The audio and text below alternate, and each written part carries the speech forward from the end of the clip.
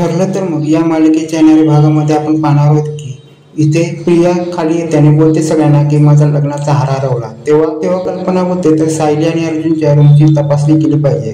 तेव्हा अर्जुन बोलतो आमच्या रूमची तपासणी का, पण अर्जुनला माहीत असतं की मधुभाऊने पाहिलेलं असतं की प्रियानेच तो हार मधुभाऊंच्या रूममध्ये तिच्या रूममधनं काढून मधुभाऊंच्या रूममध्ये ठेवलेला असतो। फ्लॅशबॅकमध्ये मधुभाऊने अर्जुनला सांगितलं असतं की हार आणण्यासाठी प्रियाने माझ्या रूममध्ये लग्नामध्ये सोन्याचा हार तो माझ्या रूममध्ये ठेवलेला आहे। अर्जुन प्रियाच्या रूममध्ये जाऊन तो हार काढून तिच्याच जाऊन रूममध्ये ठेवतात। तेव्हा अर्जुन बोलतो चला माझी रूम तपासणी करा। तेव्हा अर्जुनची रूम तपासणी केली जाते आणि पूर्ण ड्रॉप पूर्ण तपासले जाते। तेव्हा तिथे काही हार मिळत नाही। तेव्हा अर्जुन बोलतो झालं की तपासणी, आता चला आता कोणाची रूम तपासायची। तेव्हा पूर्णाही बोलते की त्या माझ्याची रूम तपासली पाहिजे कारण की तो इथे आश्रयाला आला आहे।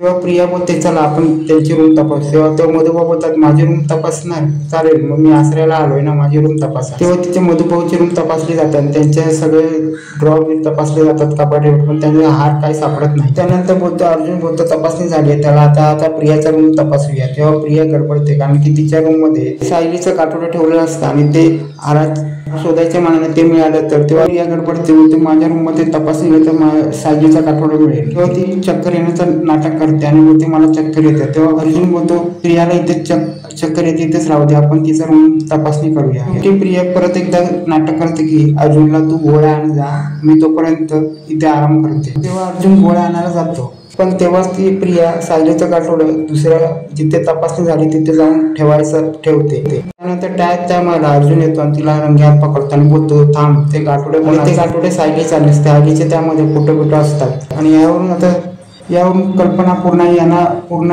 हे होतं धक्कात बसतो आणि ते बोलतात प्रिया ही खोटाडेपणा करते आणि सायलीचं काठोडं लपून तिच्यामध्ये सगळं सायलीचं आहे, प्रिया खोटी आहे आणि ही खोटी तन्वी म्हणून इकडे। आणि आता प्रियाचं सत्य उलगडलं, आता पुढे काय होणार पाहणे रंजकच होणार आहे।